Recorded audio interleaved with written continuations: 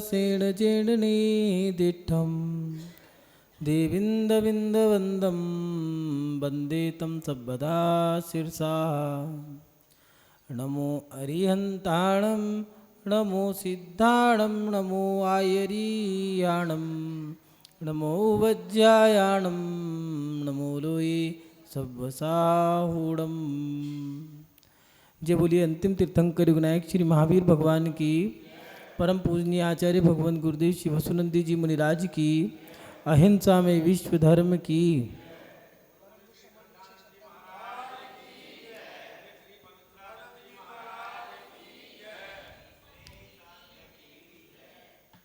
आत्मकल्याण के इच्छुक उपस्थित सभी धर्म प्रेमी पुण्यात्मा एवं महानुभाव, हम अपने जीवन में लाभ प्राप्त करने के लिए दिन प्रतिदिन मेहनत करते हैं और मेहनत करने के बाद जब हमें अच्छा फल प्राप्त नहीं होता है, जब हमें बुरा फल प्राप्त हो जाता है, हम उस समय हताश हो जाते हैं, निराश हो जाते हैं, उदास हो जाते हैं।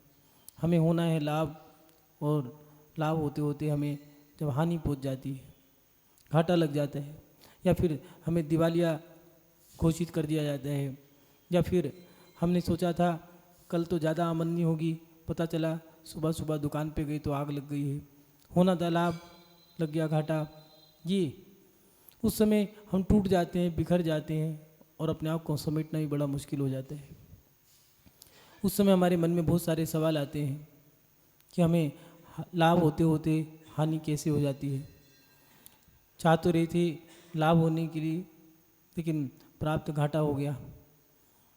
और उस समय मन में गंदे गंदे ख्याल भी आते हैं, जैसे किसी ने हमारे काम को, हमारे व्यापार को बांध दिया है, बच्चा पास होना था लेकिन फेल हो गया है। उस समय मन में आता है किसी ने इसकी बुद्धि को बांध दिया है, किसी ने टोना कर दिया है, टोटका कर दिया है, कोई मंत्र पढ़ दिया है। ये सवाल हमारे साथ चलते हैं और मन में गंदे गंदे ख्याल आते भी हैं और आना जायज़ भी है। क्यों? क्योंकि ये विघ्न जो आ रहा है, लाभ होते होते हानि हो जाती है। और कभी कभार ऐसा भी है कि हमें हानि होनी है लेकिन लाभ हो जाता है। ये क्या है? ये सब विघ्न जिसको आप कहते हैं, ये सब हमारे कर्म हैं। और विघ्न को जैन धर्म में अंतराय कर्म कहा है। ये अंतराय कर्म भी 5 प्रकार के दिए हैं: दान, लाभ, भोगो भोग, वीर्याणाम च। ये 5 प्रकार के अंतराय कर्म दिए हैं। दान में विघ्न डालना दान अंतराय कर्म है, लाभ में विघ्न डालना लाभ अंतराय कर्म है। जिसके जब ये कर्म उदय में आता है तो बड़ी व्यवस्थित तरीके से कर्म उदय में आएगा। कर्म तो सटीक है, जिसके उदय में लाभ की इच्छा होने पर भी लाभ नहीं प्राप्त हो पा रहा है, तो सोच लो लाभ अंतराय कर्म का उदय है आपके जीवन में। विघ्न तो है, लेकिन ये विघ्न कौन सा है? इसको अंतराय कर्म कहते हैं। और अंतराय कर्म के भी 5 भेद कर दिए। उनमें भी लाभ अंतराय कर्म में भी बता दिया कि अगर आपको लाभ होना है और लाभ होते होते अगर हानि हो रही है तो आपका लाभ अंतराय कर्म का उदय है। आप देने के लिए तैयार हो, मुनि महाराज पढ़क चुके हैं, लेकिन दान देने की जो आपकी भावना थी वो दे नहीं पा रहे हैं। उस दान से जो आपको लाभ होता, दोनों कर्म एक साथ उदय में है। किसी के दान में विघ्न डाला होगा तो ये दान अंतराय कर्म हमारा बंद गया है। दान में विघ्न डालने से, लाभ में विघ्न डालने से लाभ अंतराय कर्म बंद गया है। हमें लाभ चाह रहे थे लेकिन लाभ नहीं हो पा रहा, अब क्या करें? उस समय रो रहे हैं, रोने से कुछ नहीं होगा। किसी दूसरे व्यक्ति या तीसरे व्यक्ति पर अपने कर्मों का ठीकरा रखने से हमारा वो कर्म नहीं कटेगा। वो कर्म हमें भुगतना पड़ेगा, वो भोग तो हमें भोगना पड़ेगा। वो बुरा है या अच्छा है, उसका फल हमें भोगना पड़ेगा, चाहे वो आप हो, चाहे वो महापुरुष हो, चाहे वो नारायण हो, प्रति नारायण हो, चाहे तीर्थंकर हो, चक्रवर्ती हो, कोई भी हो, कर्म तो हमें भोगने पड़ेंगे। हमने विघ्न डाला था, विघ्न आ गया। हमने विघ्न नहीं डाला था, लाभ पहुँचाया था, तो हमें बैठे बैठे लाभ हो गया है। ये क्या है? ये सब हमारे हाथ में है। इसमें ध्यान रखना होगा। 2 कर्म हैं, पुण्य और पाप, जिसकी हम पहले भी चर्चा कर चुके हैं। उन 2 कर्मों में हमें ध्यान किस पे रखना है? हमारा पुरुषार्थ कैसा है।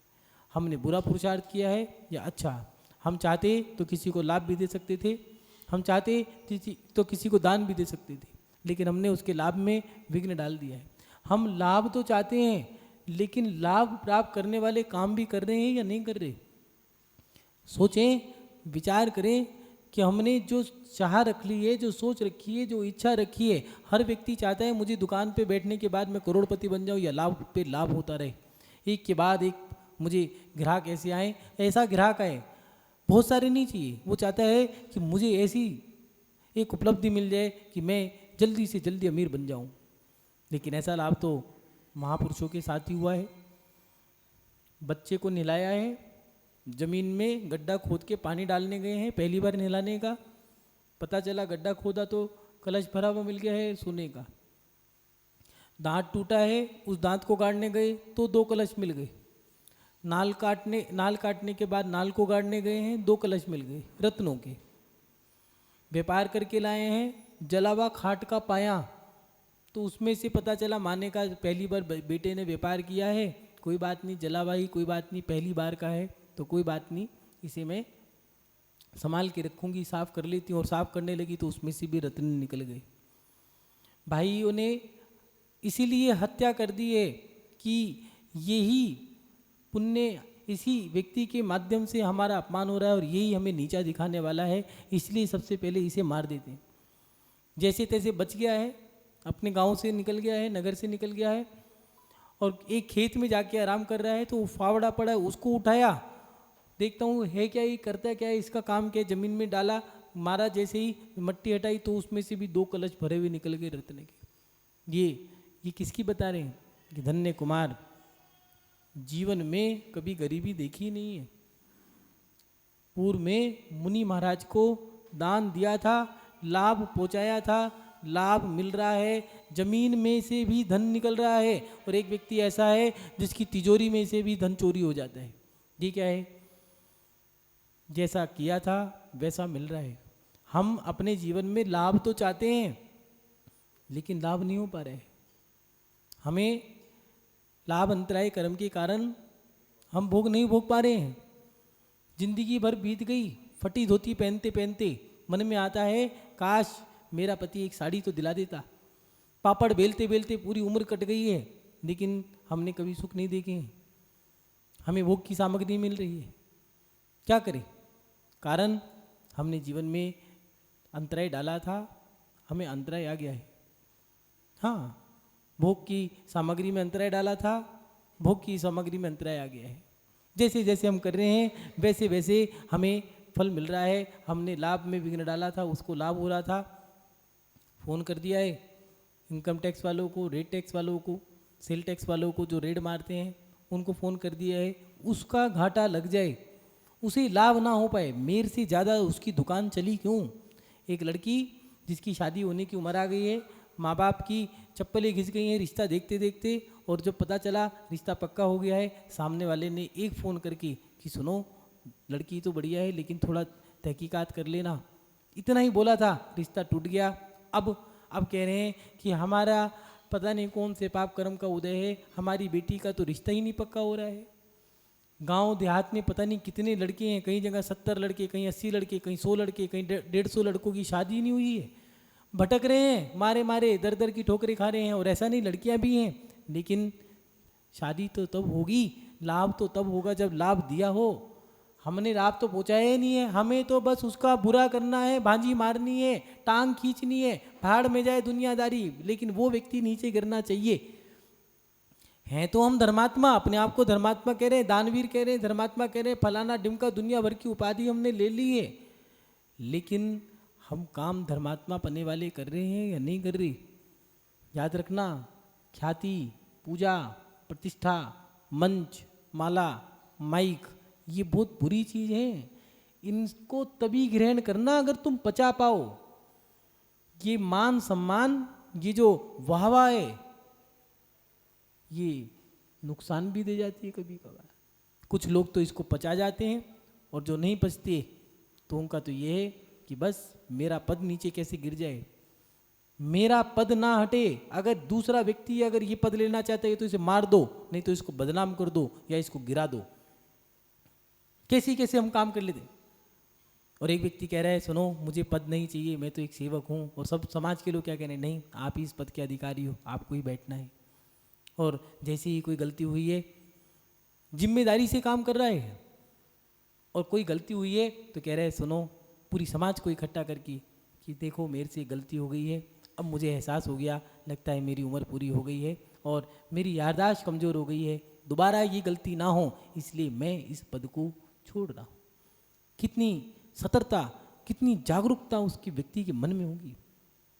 लेकिन कहीं ऐसा तो नहीं जो पद, प्रतिष्ठा, पूजा, ख्याति, लाभ, मान, सम्मान, तिलक, माला, पटका, माइक, साफा, शोल, चद्दर, प्रशस्ति, मोमेंटो जो तुमको मिल रहे हैं वो आप पचा पा रहे हो या नहीं पचा पा रहे। कहीं ऐसा तो नहीं उसके चक्कर में आप दूसरे व्यक्ति को गिराना चाह रहे हो कि ये ना उठ जाए, अगर ये उठ गया तो मेरा वो मान, मेरा मत सम्मान वो चला जाएगा। और इस कारण कहीं हम ऐसे कर्म तो नहीं बांध पा रहे हैं कि जब हमें लाभ होना है हमने उसके लाभ में ब्रेक लगा दिया है, फ़ोन कर दिया है बस सुनो उसको घाटा लगा देना, जिससे कि ये बड़ा ना बन जाए, और ये बड़ा बन गया तो फिर मेरी दानवीर वाली जो उपाधि है वो चली जाएगी। मुझे जो बड़ा कहते हैं, बहुत बड़ा पैसे वाला जो नगर का सेठ कहते हैं, वो मेरा पद खत्म हो जाएगा, वो दबदबा कम हो जाएगा, इसलिए उसको नीचे गिराओ।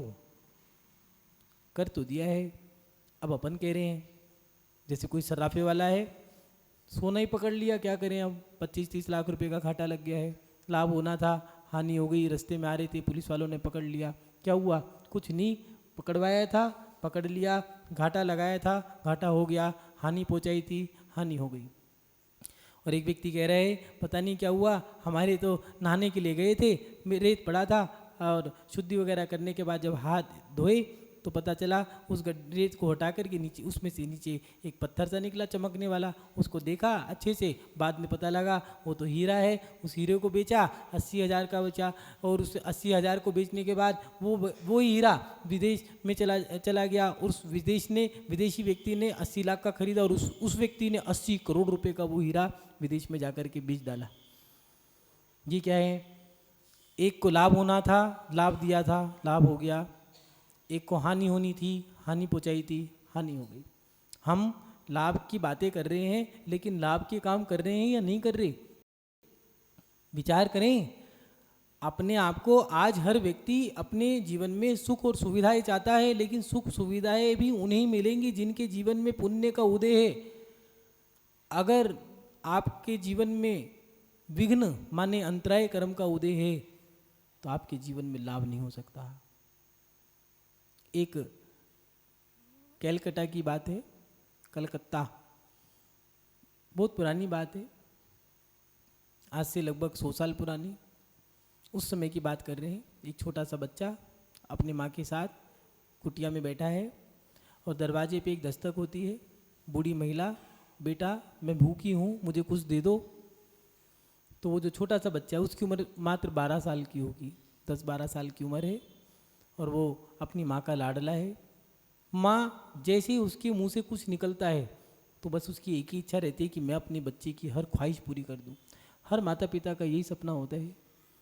लाही देता है बाप पेट काट कर खिलौना बच्चे का, लाही देता है बाप पेट काट कर खिलौना बच्चे का, ना जाने कितनी कशिश बच्चे की फरमाइश में होगी।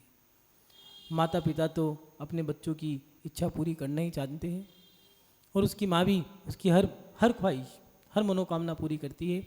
और जब उस महिला ने कहा कि बेटा मैं भूखी हूँ कुछ दे दे मुझे, तो उस बेटे ने कहा माँ इसे कुछ दो ना।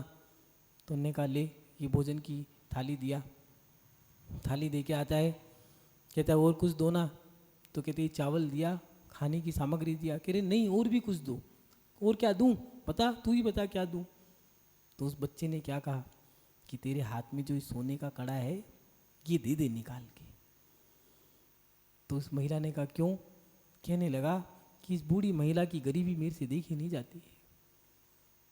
तो उस माँ ने उसके मन को रखने के लिए हकीकत में वो कड़ा उतार के दे दिया है, जा दिया और कड़ा दे दिया और कह रहा है माँ जैसे ये कड़ा मैं बड़ा हो जाऊंगा तो मैं तुम्हारे हाथ का ही कड़ा बनवा दूंगा।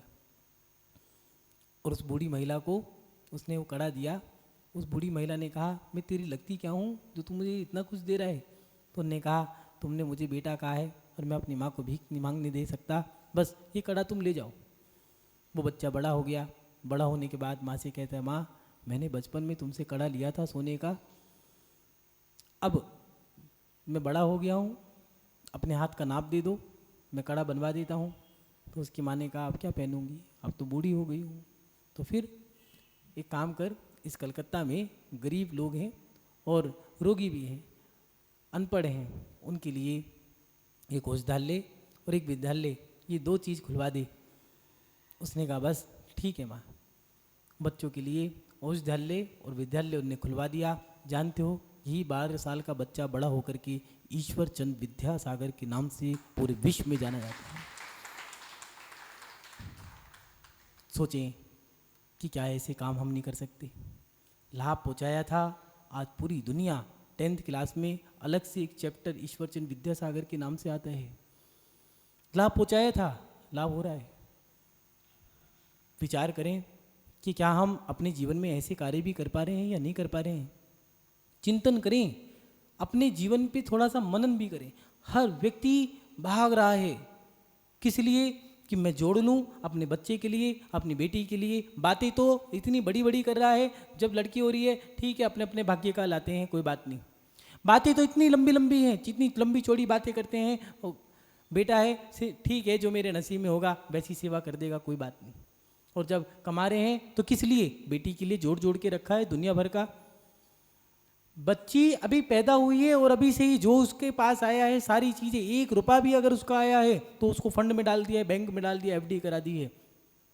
भेंट आ रही है, अभी से ही साड़ी आई है, ठीक है मेरे लिए नहीं, कोई बात नहीं, संदूकड़ी में डाल दी है, जब इसकी शादी होगी इसके काम आ जाएगी। पता नहीं है, ये भूल गई इकट्ठी करने के चक्कर में, उसकी माँ ही भूल गई है कि 25 साल बाद तो वो रिवाज रीत रिवाज ही बदल जाएंगे, वो फैशन ही आउट हो जाएगा। लेकिन हमें तो जोड़ना है, दूसरे के लिए इकट्ठा करे जा रहे हैं, इकट्ठा करे जा रहे हैं। मकान बना लिया, 1 दुकान है, एक घर के अंदर 2 दुकान, 3 दुकान, 4 दुकान, कमाने वाले 3 जने, 1 बाप 2 बेटे, दुकान 4, तीसरी चौथी पे कौन बैठता है, कुछ नहीं, एक मुनीम रख दिया है, वो संभाल लेता है दुकान को। इतनी हवस है हमारे अंदर, हम कमाए जा रहे हैं, कमाए जा रहे हैं, भाग रहे हैं। बेटे के लिए कमा रहे हैं, बेटी के लिए कमा रहे हैं, पत्नी के लिए कमा रहे हैं, पोते के लिए और पड़पोते के लिए भी सारी व्यवस्था हम बनाते जा रहे हैं। लेकिन जिनके लिए हम जी रहे हैं, क्या एक बार मन में आया कि हम अपने लिए भी जी के देख लें। क्या पूरे जीवन में कभी अपने लिए भी देखा कि हमने अपने लिए क्या कमाया? कहीं ऐसे ऐसे कर्म या कुकर्म हमने कर तो नहीं दिए जिसका फल हमें बुरा मिल रहा हो? आज हमारे पास वो सुख नहीं है जो पहले के लोगों के पास हुआ करता था। 50 साल के बाद ठीक है रिटायरमेंट हो गया, अब गवर्नमेंट भी कहा करती थी, सरकार भी सेवानिवृत्ति दे दिया करती थी कि भैया अब तुम्हारा समय हो गया है, अब तुम वृद्ध हो गए हो, अब तुम अपना जीवन जी लो। और आज हम कैसे हैं? पहले 50 साल बाद बच्चों की शादी कर दी है, सब काम हो गए हैं, 50 साल में जिम्मेदारियों से निवृत्त हो गए हैं। और आज 50 साल, 60 साल, 70 साल, हाड़ भी घिस गए हैं, चप्पलें घिस गई हैं, दांत घिस गए हैं, आँखों से देखना भी बंद हो गया है, आँखों के रेटिना भी घिस गए हैं। लेकिन हम अपनी जिम्मेदारियों से मुक्त नहीं हो पा रहे। पहले के लोग अपने लिए जिया करते थे, आज के समय में क्या हम अपने लिए जी पा रहे हैं या नहीं जी पा रहे? दुनिया भर की जिम्मेदारियां हमारे पास हैं, लेकिन हम उन जिम्मेदारियों को छोड़ना भी नहीं चाहते और ना वो हमसे छूट रही हैं। हमारे कर्म, हमारे जब पाप कर्म का उदय आता है तब हम बहुत कोसते हैं। किसी ने टोना टोटका कर दिया होगा, किसी ने मंत्र पढ़ दिया होगा, किसी ने मेरी बेटी की शादी किसी की नज़र लग गई, किसी ने ऐसा कर दिया होगा, किसी ने न फलाना ढिमका, दुनिया भर की बातें। लेकिन कभी मन में आया कि मैंने उसके जीवन में विघ्न डाला था, आज मुझे विघ्न डल गया है, अंतराय मैंने बांधा था, आज मेरा उदय में आ गया है, मैंने हानि पहुंचाई थी, हानि हो गई है। रिश्ता पक्का होते होते ऐसी भांजी मार दी है, रिश्ता टूट गया। मंदिर बनना है, एक फोन कर दिया, कोर्ट केस हो गया है, अब मंदिर नहीं बन सकता। क्यों? क्योंकि मैं भी तो हूं। अब क्या हुआ है, अब तुम मंदिर बनाओ, चिंता मत करो, दान देने का मन कर रहा है मंदिर बनवाने के लिए, लेकिन अब दान नहीं दे पाओगे। कई बार ऐसा होता है, बरसात में पहाड़ी इलाकों में बरसात इतनी तेज हुई है, मकान के मकान ढह जाते हैं और बह जाते हैं। ऐसा दिवालिया निकला है, जमीन पे आ गए, और कुछ लोग जहाँ मकान बह कर के पहुँच गए हैं, वो लोग जो गरीब थे वो अमीर हो गए, जो अमीर थे वो गरीब हो गए। हानि पहुँचाई थी, हानि ही मिलेगी, याद रखना।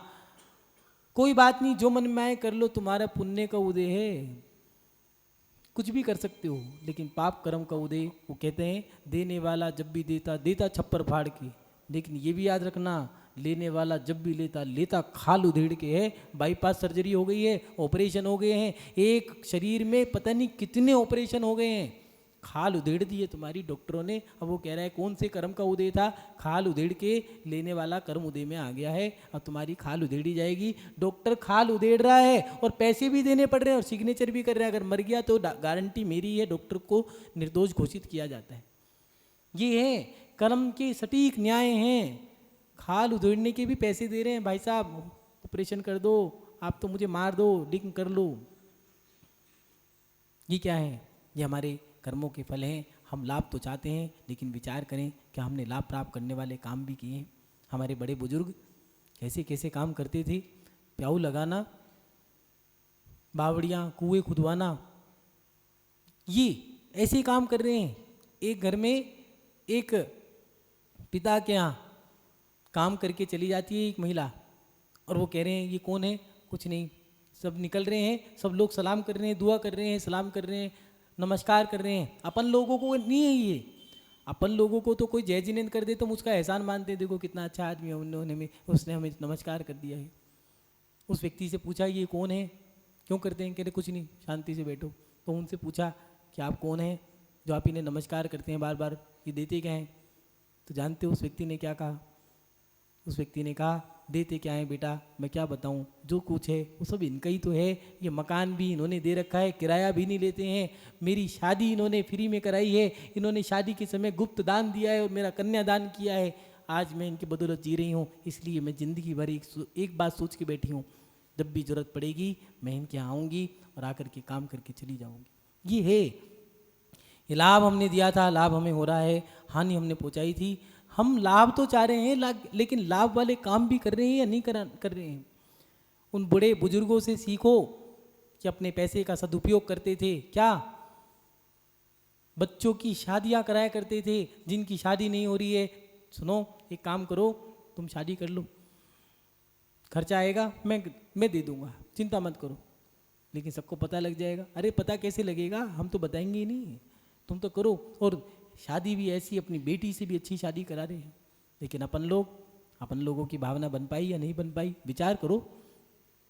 शादियों में पैसा तो आपने खर्च करा है, करोड़ रुपए लगा दिए बेटी की शादी में, लेकिन उस जो निमंत्रण की लिस्ट है, वो कार्ड की लिस्ट जो आपने न्योते दिए हैं, उन न्योते में कभी किसी भिखारी को बोला कि आ जाना, भोजन करके चले जाना? नहीं करा होगा। अगर दुकान के स्टाफ को भी शादी में लगा दिया है तो वो भी पहले से हिसाब लगा के बैठे हो, दुकान पे काम करते इतनी दिहाड़ी देनी पड़ेगी, शादी में काम कराओ जाके, तब जाके 2 रोटी खाने को मिलेगी। अरे कुत्ते को रोटी तो डाल नहीं पा रहे हो, लाभ कहाँ से होगा? लाभ तो तब होगा जब लाभ की काम करोगे।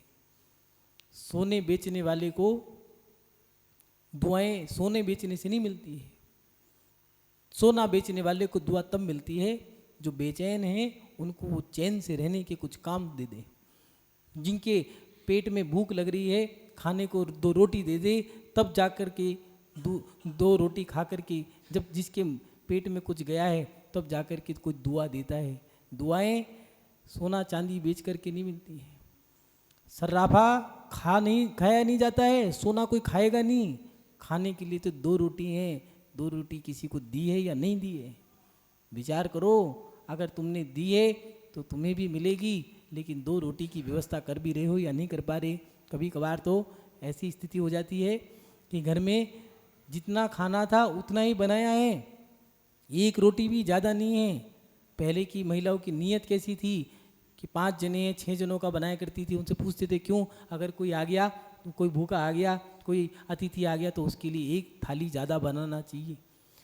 अब तो स्थिति ये है कि शादियों में भी खाना कम पड़ जाता है, बचना नहीं चाहिए। इतनी नीयत नहीं है हमारी कि किसी गरीब को भोजन तो दे दें हम, 1000 आदमी का भोजन करा दिया, लेकिन इतनी भावना नहीं बन पाई कि 100 गरीब जो भिखारी हैं उनके लिए भी चलो हमारी बेटी की कन्यादान के समय में ये दान हो जाएगा, भोजन दान। लेकिन हमारी ये विचारधारा बनती कहाँ है? अगर ऐसी विचारधारा बन रही है कि हमारे जो बुजुर्गों ने कुएं, बावड़ी, प्याऊ लगवाए थे, बच्चों की शादी कराई थी, गरीबों की मदद करी थी, अनाथों की जो मदद करी थी, जो औषधालय, अनाथालय, विद्यालय ये जो खुलवाए थे, गौशालाएं खुलवाई थी, अगर वो काम आप भी कर रहे हो तो सोच लेना आपको लाभ होगा, और अगर नहीं कर रहे हो तो लाभ नहीं हो सकता है।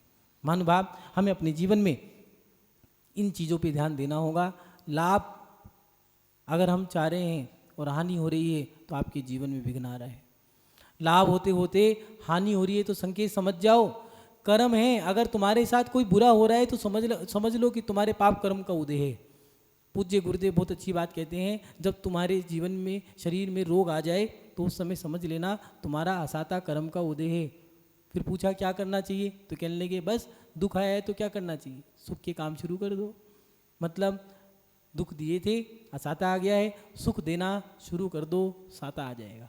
ऐसे ही हमें अपने जीवन में अगर लाभ चाहिए तो लाभ वाली क्रियाएं भी तो करनी चाहिए। मात्र भगवान की पूजा करने से मोक्ष नहीं होगा।